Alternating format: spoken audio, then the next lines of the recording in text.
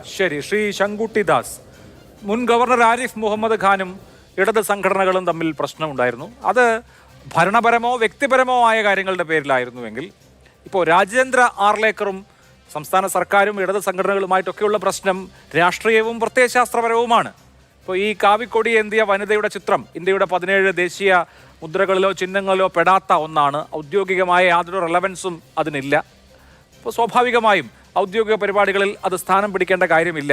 ഗവർണർക്ക് വ്യക്തിപരമായ താല്പര്യമുണ്ടെങ്കിൽ ഇവിടെ നേരത്തെ ഷിജു ഖാൻ പറഞ്ഞതുപോലെ വ്യക്തിപരമായി അദ്ദേഹത്തിന് ആ കാര്യം അദ്ദേഹത്തിൻ്റെ ഇഷ്ടത്തിനനുസരിച്ച് ആചരിക്കാം എന്നുള്ളതിനപ്പുറത്ത് ഇതിപ്പോൾ ഔദ്യോഗികമാക്കുന്നതിന് പിന്നിൽ എന്താണ്? 1946 ഗുരുപൂർണിമയിൽ ഗുരുജി ഗോൾവാൾക്കർ പ്രഖ്യാപിച്ചിട്ടുണ്ട്, ഒരു നാൾ ഈ നാട്ടിലെ മുഴുവൻ ജനങ്ങളും ഭഗവത് ധ്വജത്തിൻ്റെ കീഴിൽ അണിനിരക്കും, അതിനെ വണങ്ങുമെന്ന്. അത് നിങ്ങൾക്ക് രാഷ്ട്രീയമായി നടപ്പാക്കാം, പക്ഷേ അത് ഭരണഘടനാ സ്ഥാപനമായ ഗവർണറുടെ ഓഫീസ് ഉപയോഗിച്ച് അടിച്ചേൽപ്പിച്ചുകൊണ്ട് വേണോ എന്നുള്ളതല്ലേ ഇവിടുത്തെ മൗലികമായ പ്രശ്നം.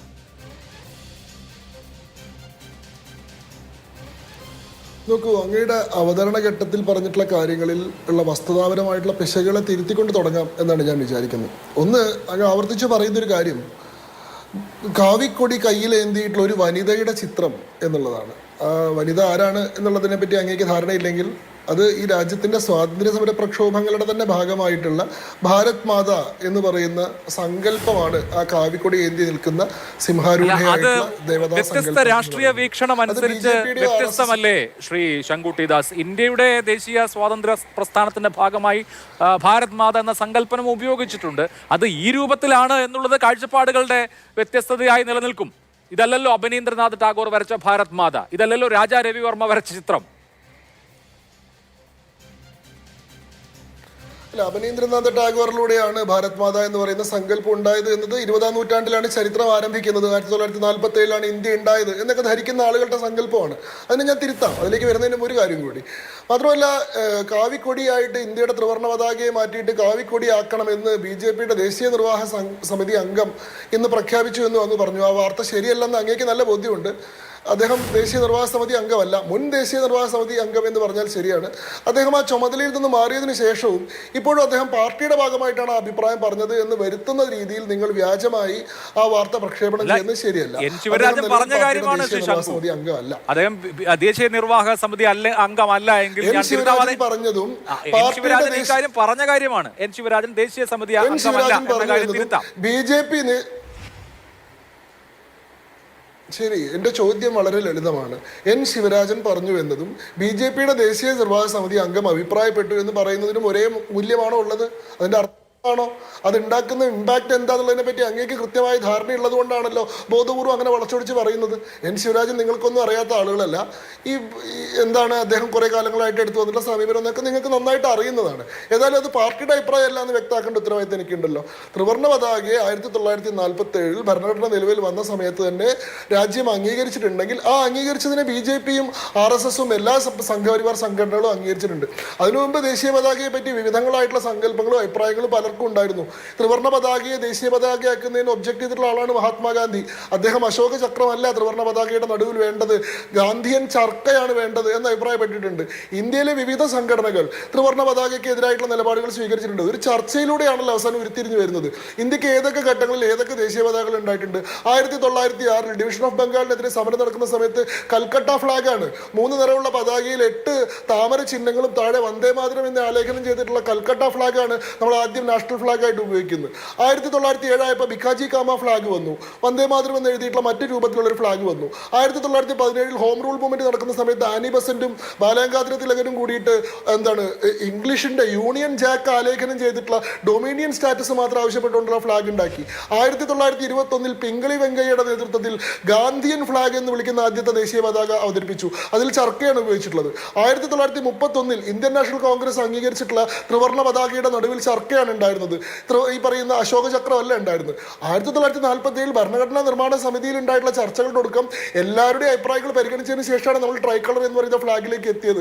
ആ ഘട്ടത്തിൽ പല ആളുകളും പല അഭിപ്രായങ്ങളും പറഞ്ഞിട്ടുണ്ട്. പക്ഷേ ഒരിക്കൽ ത്രിവർണ്ണ പതാക നിലവിൽ വന്നു കഴിഞ്ഞാൽ അതിനെ എല്ലാവരും അംഗീകരിച്ചിട്ടുണ്ട്. ഞങ്ങൾക്ക് ഭാരത് മാത എന്ന് പറയുന്ന സങ്കല്പത്തെ അംഗീകരിക്കില്ല എന്ന് പറയുന്ന വാദത്തോടാണ് എതിർപ്പ്. ഭാരത് മാതയുടെ കയ്യിലുള്ള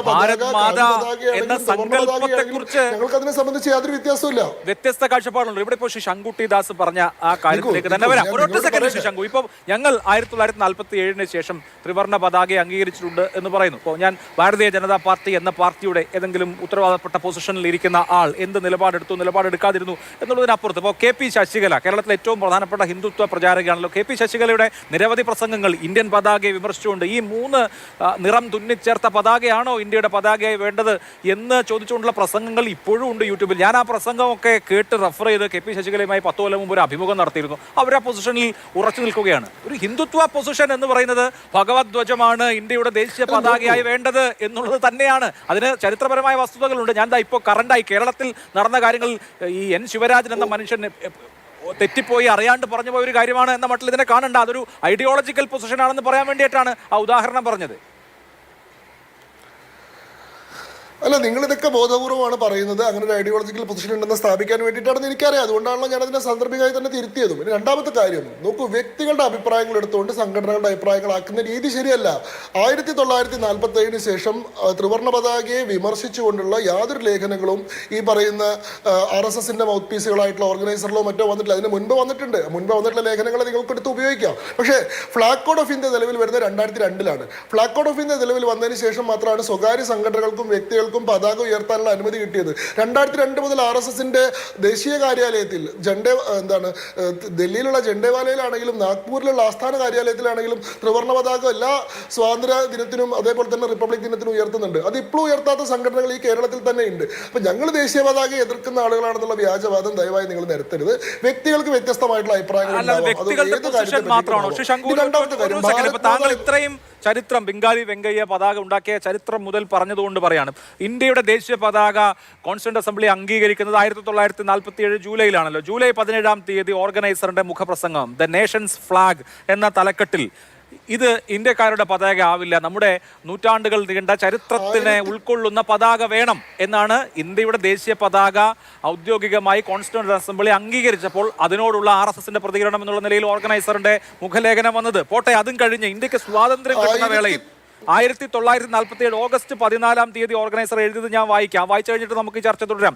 the people who have come to power by the kick of the fate may give in our hands the tricolour but it never be respected and owned by Hindus. 1947 RSSന്റെ ഓർഗനൈസർ പ്രഖ്യാപിച്ചത് ഈ ത്രിവർണ്ണ പതാക ഒരു കാലത്തും ഇന്ത്യയിലെ ഹിന്ദുക്കൾ ഓൺ ചെയ്യുകയോ റെസ്പെക്ട് ചെയ്യുകയോ ചെയ്യില്ല എന്നുള്ളതാണ്.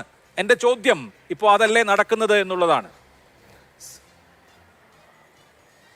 നിങ്ങളുടെ ചോദ്യത്തിലുള്ള പ്രശ്നം നിങ്ങൾക്കറിയാം. 1947 ഓഗസ്റ്റ് 14 ഇന്ത്യയുടെ ഭരണഘടന നിലവിൽ വന്നിട്ടില്ല. കോൺസ്റ്റിറ്റ്യൂന്റ് അസംബ്ലി ഡിബേറ്റുകൾ നടക്കുന്നേ ഉള്ളൂ. ഇന്ത്യയുടെ ഘടനയെ സംബന്ധിച്ച് ഇന്ത്യയുടെ പതാക അംഗീകരിക്കുകയും അത് രാജ്യം സ്വതന്ത്രമായപ്പോൾ ചെങ്കോട്ടയിൽ ഉയർത്തുകയും ചെയ്തല്ലോ സാർ. നോക്കൂ, സാങ്കേതികത്വം പറയല്ലേ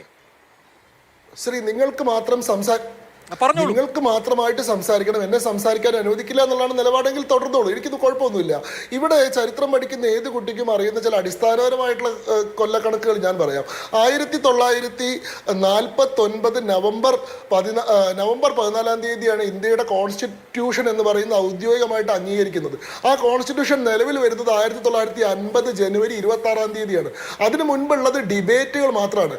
അത് ഭരണഘടന എന്ന് പറയുന്ന നമ്മൾ ഇന്ന് അംഗീകരിക്കുന്ന അനുസരിക്കുന്ന വ്യവസ്ഥിതിയായി മാറുന്നത് 1950 ജനുവരി 26 1950 ശേഷം സമാനമായിട്ടുള്ള ഒരു വിമർശനം നിങ്ങൾക്ക് എടുത്തു കാണിക്കാൻ പറ്റുമോ? നിങ്ങൾ 1947 46 പറഞ്ഞാൽ ഞാൻ കമ്മ്യൂണിസ്റ്റ് പാർട്ടി ഓഫ് ഇന്ത്യ ആ ഘട്ടത്തിൽ ചെങ്കൊടി ഇന്ത്യയുടെ ദേശീയ പതാകയാക്കണമെന്ന് ആവശ്യപ്പെട്ടിട്ടുള്ള ലേഖനം വേണമെങ്കിൽ ഞാൻ കാണിച്ചു തരാം. മഹാത്മാഗാന്ധി ചർക്കയാണ് ദേശീയ പതാകയുടെ നടുവിൽ വരേണ്ടത്, ഈ പറയുന്ന അശോക ചക്രം ഇതിന് യഥാർത്ഥത്തിലുള്ള ഇന്ത്യക്കാരന്റെ വാല്യൂറിനെ പ്രതിനിധീകരിക്കുന്നില്ല എന്ന് പറഞ്ഞിട്ടുള്ള ലേഖനം ഞാൻ കാണിച്ചു തരാം. ഹിന്ദു മഹാസഭ ഉൾപ്പെടെയുള്ള നിരവധി സംഘടനകൾ ആ ഘട്ടത്തിൽ ഉന്നയിച്ചിട്ടുള്ള വിമർശനങ്ങൾ ഞാൻ കാണിച്ചു തരാം. നാട്ടുരാജ്യങ്ങൾ, ഹൈദരാബാദ് ഉൾപ്പെടെയുള്ള നാട്ടുരാജ്യങ്ങൾ ഈ പതാകയ്ക്കെതിരെ ഉന്നയിച്ചിട്ടുള്ള വിമർശനങ്ങൾ ഞാൻ കാണിച്ചു തരാം. അങ്ങനെയുള്ള നിരവധി അഭിപ്രായങ്ങളെയും നിരവധി പക്ഷങ്ങളെയും പരിഗണിച്ചിട്ടാണ് അവസാനം നമ്മളൊരു പൊതു പോയിന്റിൽ എത്തിയത്. ആ പോയിന്റിൽ എത്തിയതിനു ശേഷമുള്ള നിലപാട് എന്താ എന്നുള്ളതാണ് ചർച്ച.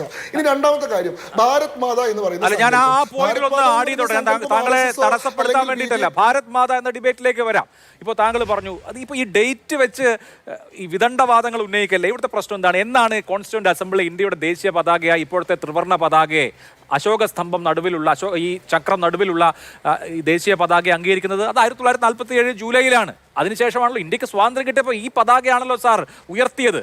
ഈ ദേശീയ പതാകയാണല്ലോ 1947 ഓഗസ്റ്റ് 15 ഉയർത്തിയത്. ആ പതാകയെക്കുറിച്ച് അന്ന് പറഞ്ഞ നിലപാടിനെ കുറിച്ചാണ് ഞാൻ പറയുന്നത്.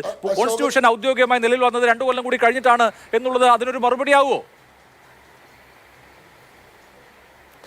തീർച്ചയായിട്ടും അതാണല്ലോ മറുപടി. കോൺസ്റ്റിറ്റ്യൂഷൻ ഔദ്യോഗികമായി നിലവിൽ വന്നതിന് ശേഷമാണ് ഈ രാജ്യത്തിന്റെ വ്യവസ്ഥിതി ഉണ്ടായത്. ഇതൊരു sovereign socialist secular democratic republic ആണ് എന്ന സങ്കല്പം 1950 ജനുവരി 26 വരുന്നത്. അതിനു മുമ്പ് എന്താ ഉണ്ടായിരുന്നു? ഈ പറഞ്ഞ 1947 ഓഗസ്റ്റ് 15 ഒരു സമ്പൂർണ്ണ കോൺസ്റ്റിറ്റ്യൂഷൻ അസംബ്ലി ഉണ്ടായിരുന്നോ? നിങ്ങളൊന്ന് പറയൂ. ആദ്യം ഉണ്ടായിരുന്ന കോൺസ്റ്റിറ്റ്യൂഷൻ അസംബ്ലി എന്ന് പറയുന്നത് പാകിസ്ഥാനും ബംഗ്ലാദേശും ഉൾപ്പെടുന്ന പ്രദേശങ്ങളിൽ നിന്നുള്ള മുസ്ലിം ലീഗ് അംഗങ്ങൾ കൂടി ഉൾപ്പെടുന്നതായിരുന്നു. 1947 ഓഗസ്റ്റ് 15 പാകിസ്ഥാൻ യാഥാർത്ഥ്യമായപ്പോൾ കോൺസ്റ്റിറ്റ്യൂന്റ് അസംബ്ലി ഡിസോൾവ് ആവുകയും ഈ അംഗങ്ങളെല്ലാം കോൺസ്റ്റിറ്റ്യൂന്റ് അസംബ്ലിയിൽ നിന്ന് പോവുകയും കോൺസ്റ്റിറ്റ്യൂന്റ് അസംബ്ലി റീകോൺസ്റ്റിറ്റ്യൂട്ട് ചെയ്യുകയും ചെയ്തു. അതിനുശേഷം ഉണ്ടായിട്ടുള്ള കോൺസ്റ്റിറ്റ്യൂന്റ് അസംബ്ലിയാണ് 1950 വരെ ചർച്ചകൾ നടത്തിയിട്ട് നമ്മുടെ ഇന്നത്തെ ഓരോ വ്യവസ്ഥയും ചിട്ടപ്പെടുത്തിയിട്ടുള്ളത്. ഈ കോൺസ്റ്റിറ്റ്യൂന്റ് അസംബ്ലിയിൽ നടന്നിട്ടുള്ള ചർച്ചകളിൽ തന്നെ ശ്രീ ജവഹർലാൽ നെഹ്റു ഉൾപ്പെടെയുള്ള ആളുകൾ പറഞ്ഞിട്ടുള്ള വാദങ്ങൾ എന്താണ്? നമ്മുടെ രാജ്യം മതേതരമാണ് എന്ന് പറയുന്നതിന്റെ അർത്ഥം ഈ രാജ്യത്തിന്റെ മഹത്തായിട്ടുള്ള ചരിത്രത്തെയോ പാരമ്പര്യത്തെയോ പൂർണ്ണമായി നമ്മൾ നിഷേധിക്കുന്നു എന്നല്ല. ഇത് ഏതെങ്കിലും ഒരു പ്രത്യേക മതത്തോട് പ്രത്യേകമായിട്ടുള്ള അനുഭാവം പുലർത്തുകയോ ഏതെങ്കിലും മതത്തോട് വിവേചനപരമായിട്ടുള്ള സമീപനം പുലർത്തുകയോ ചെയ്യില്ല എന്നുള്ളതാണ്. നമ്മുടെ സെക്യുലറിസം എന്ന് പറയുന്നത് വെസ്റ്റേൺ കൺസെപ്റ്റ് ഓഫ് എന്താണ് complete separation of state from the church അല്ല, equal respect for all religions ആണ്, സർവ്വധർമ്മ സമഭാവമാണ്. അതുകൊണ്ട് തന്നെ ഇന്ത്യയുടെ ഗ്ലോറിയസ് ആയിട്ടുള്ള സ്പിരിച്വൽ ഹെറിറ്റേജിനെ ഞാൻ മുഴുവനാക്കട്ടെ. ഇന്ത്യയുടെ ഗ്ലോറിയസ് ആയിട്ടുള്ള സ്പിരിച്വൽ ഹെറിറ്റേജിനെ, ഇന്ത്യയുടെ കൾച്ചറലായിട്ടുള്ള പാരമ്പര്യത്തെ നമ്മൾ നിഷേധിക്കുന്നില്ല എന്നുള്ളതാണ്. നോക്കൂ, ഈ ഇന്ത്യ എന്ന് പറയുന്ന രാജ്യം 1947 ഓഗസ്റ്റ് 15 നിലവിൽ വന്നിട്ടുള്ള രാഷ്ട്രമല്ല. അത് നൂറ്റാണ്ടുകളുടെയോ സഹസ്രാബ്ദങ്ങളുടെയോ പഴക്കമുള്ള ഒരു രാഷ്ട്ര സങ്കല്പമാണ്. ആ രാഷ്ട്രഭാവന ഉരുത്തിരിഞ്ഞു വരുന്നതിന്റെ ഓരോ ഘട്ടത്തിലും അതിനെ നിർണായകമായി സ്വാധീനിച്ചിട്ടുള്ള ഒരു ഹിന്ദു സംസ്കൃതി ഇവിടെ ഉണ്ട്. ആ ഹിന്ദു സംസ്കൃതിയുടെ അടയാളങ്ങളും ചിഹ്നങ്ങളും ആ രാഷ്ട്രത്തിന്റെ ഏത് ഘട്ടത്തിലും അതിന്റെ പ്രധാന അടയാളങ്ങളായി നിലനിൽക്കുന്നുണ്ട്. 1947 ശേഷം അത് ഇല്ലാണ്ടായിട്ടില്ല. മതേതരമായി ഒരു രാഷ്ട്രം എന്ന് പറഞ്ഞാൽ അതിന്റെ അർത്ഥം ആ രാഷ്ട്രത്തെ നിർമ്മിച്ചെടുത്തിട്ടുള്ള ഘടകങ്ങളെ മുഴുവൻ പൂർണ്ണമായിട്ട് പറിച്ചെറിഞ്ഞു കളയാന്നുള്ളതല്ല. ഇന്ത്യയുടെ ഇന്നത്തെ ഈ പറയുന്ന ഔദ്യോഗികമായിട്ടുള്ള ഭരണഘടനാ പ്രകാരമുള്ള രാഷ്ട്ര സങ്കല്പത്തിൽ പോലും ഹിന്ദുമതത്തിന്റെ സ്വാധീനങ്ങൾ ധാരാളമായിട്ട് നിങ്ങൾക്ക് കാണാൻ സാധിക്കും. നമ്മുടെ നാഷണൽ മോട്ടോ എന്താ? സത്യമേവ ജയതേ എന്നുള്ളതാണ്. സത്യമേവ ജയതേ എവിടെന്നാ വന്നത്? മുണ്ടകോപനിഷത്തിൽ നിന്നെടുത്തിട്ടുള്ള സത്യമേവ ജയതേ. നമ്മുടെ സുപ്രീം കോടതിയുടെ മോട്ടോ എന്താണ്? യഥോ ധർമ്മ സ്തതോ ജയ എന്നുള്ളതാണ്. യഥോ ധർമ്മ സ്തതോ ജയ എവിടെ നിന്ന് വന്നത്? മഹാഭാരതത്തിൽ നിന്ന് എടുത്തിട്ടുള്ളതാണ്, ശാന്തിപർവത്തിൽ നിന്ന് എടുത്തിട്ടുള്ളതാണ്. നമ്മുടെ സൈന്യങ്ങളുടെ എല്ലാ മോട്ടോസ് നിങ്ങൾ നോക്കൂ. ഇന്ത്യൻ ആർമിയുടെ മോട്ടോ എന്താണ്?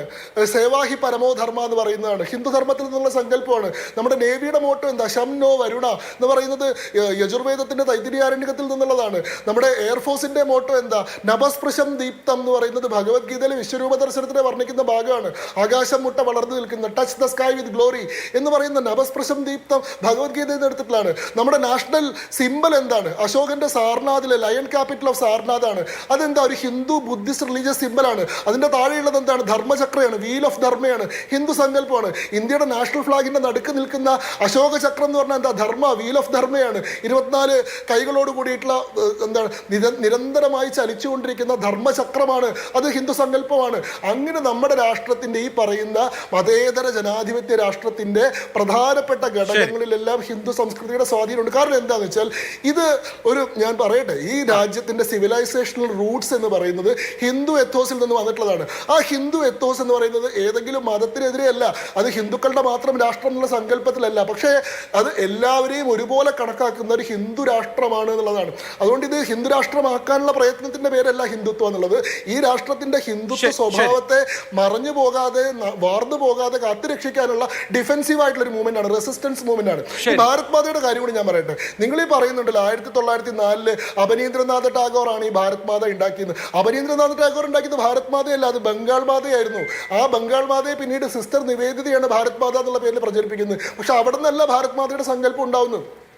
1883 ബങ്കിം ചന്ദ്ര ചാറ്റർജിയുടെ എന്താ പറയുക ആനന്ദ് മഠ എന്ന് പറയുന്ന നോവലിൽ നിന്നാണ് വന്ദേമാതരം എന്ന് പറയുന്ന ഗീതം ഉണ്ടാവുന്നത്. ആ വന്ദേമാതരം ഈ ഭാരതത്തെ അമ്മയായി കണ്ട് പ്രാർത്ഥിക്കുന്ന ഗീതമാണ്. ആ ഗീതത്തിൽ ദുർഗയായിട്ടും ലക്ഷ്മിയായിട്ടും നമുക്ക് അടുത്ത റൗണ്ടിൽ വിശദമായി നടത്താം. ശ്രീ ശങ്കു, ആദ്യം ഈ പതാകയുടെ കാര്യം ഒന്ന് കഴിഞ്ഞിട്ട്, രാഷ്ട്ര സങ്കല്പത്തെ മാതാവായി കരുതുന്നതുകൊണ്ട് കുഴപ്പമൊന്നുമില്ല, അങ്ങനെ കാണുന്നത് കുഴപ്പമാണെന്ന് ഞാൻ പറയുന്നില്ല. പല രാഷ്ട്രങ്ങളും രാഷ്ട്രത്തെ മാതാവായി കാണുന്നുണ്ട്, അതല്ലല്ലോ ഇവിടുത്തെ പ്രശ്നം. അതിനൊരു പൊളിറ്റിക്കൽ മെസ്സേജിങ് ടൂളാക്കുമ്പോൾ വ്യത്യസ്ത അഭിപ്രായങ്ങൾ ഉള്ള ആളുകൾ ഉണ്ടാവും എന്നുള്ളതാണ് അതിലെ കോർ ആയിട്ടുള്ള വ്യത്യസ്ത അഭിപ്രായം. ഞാൻ അതിന്റെ വിശദാംശങ്ങളിലേക്ക് വരാം. അതിനു മുമ്പ് ശ്രീ ജിൻഡോ ജോൺ, ഇവിടെ ഇപ്പോ ഒരു കാര്യം കൂടി, ഒരൊറ്റ കാര്യം കൂടി ഞാൻ പറയട്ടെ. ഇത് എല്ലാവരും ഭാരത് മാതയുടെ ഫോട്ടോ വെച്ചിട്ട് അവരെ എല്ലാവരും ഭാരത് മാതയുടെ ഫോട്ടോ വെച്ചിട്ട് അവരെ വണങ്ങിക്കൊള്ളുന്നത് രാജ്ഭവൻ പറഞ്ഞിട്ടുണ്ടോ? രാജ്ഭവൻ വളരെ കൃത്യമായി പറഞ്ഞു. രാജ്ഭവൻ ഗവർണറുടെ അഡീഷണൽ പ്രൈവറ്റ് സെക്രട്ടറി ആയിട്ടുള്ള പി ശ്രീകുമാർ ഇന്ത്യൻ എക്സ്പ്രസിൽ എഴുതിയിട്ടുള്ള ലേഖനത്തിൽ പറയുന്നുണ്ട്, ആവശ്യമുള്ളവർക്ക് ആ ചടങ്ങിൽ പങ്കെടുക്കാതെ മാറി നിൽക്കാനുള്ള അനുവാദം ഉണ്ടായിരുന്നു. ഇനി വേണമെങ്കിൽ കാവ്യ പതാക മാറ്റിയിട്ട് ത്രിവർണ്ണ പതാക എന്തിയിട്ടുള്ള ഭാരത് മാതയുടെ ചിത്രം വെക്കണമെങ്കിൽ അങ്ങനെ ചെയ്യാനും ഞങ്ങൾ സന്നദ്ധരായിരുന്നു. എന്നാൽ ഈ മുൻപൊന്നും ഇല്ലാത്ത ഒരു സമീപനത്തോട് രാജേന്ദ്ര അർലേക്കർ വന്നത് മുതൽ നടക്കുന്ന എല്ലാ ഉദ്യോഗ ചടങ്ങുകളിലും ഭാരത് മാതാവിന്റെ ചിത്രം ഉപയോഗിക്കുന്നുണ്ട്. മുമ്പൊന്നും ഇല്ലാത്ത ഒരു ശത്രുതാപരമായിട്ടുള്ള ഭാവത്തോടു കൂടി പെട്ടെന്നാണ് ഇത്തരത്തിലുള്ള ഒരു പ്രതികരണം ഉണ്ടാവുന്നതും ബഹിഷ്കരണം ഉണ്ടാവുന്നതും. അത് കൃത്യമായിട്ട് രാഷ്ട്രീയ താല്പര്യം വെച്ചുകൊണ്ട് സ്വാഭാവികമായി നടന്നു വന്നിരുന്ന ഒരു സംഗതിയെ വിവാദവൽക്കരിച്ചല്ലേ? അല്ലാണ്ട് ഇവരെല്ലാരും പോയിട്ട് പോയിട്ട് ഭാരത് മാതയെ സ്വാഭാവികമായി നടന്നു വന്നിരുന്ന സംഗതി എന്ന് പറയുമ്പോൾ എന്തായാലും രാജേന്ദ്ര ആർലേക്കർ കേരള രാജ്ഭവനിൽ വരുന്നതിന് മുമ്പ് എത്രയോ ഗവർണർമാർ കേരള രാജ്ഭവനിൽ ഉണ്ടായിരുന്നു. അവരാരും ഇങ്ങനെ ഒരു പ്രസിഡന്റ് ഉണ്ടാക്കിയതായി എൻ്റെ അറിവിലില്ല. ഇനി അതിൽ തെറ്റുണ്ടെങ്കിൽ തിരുത്താം.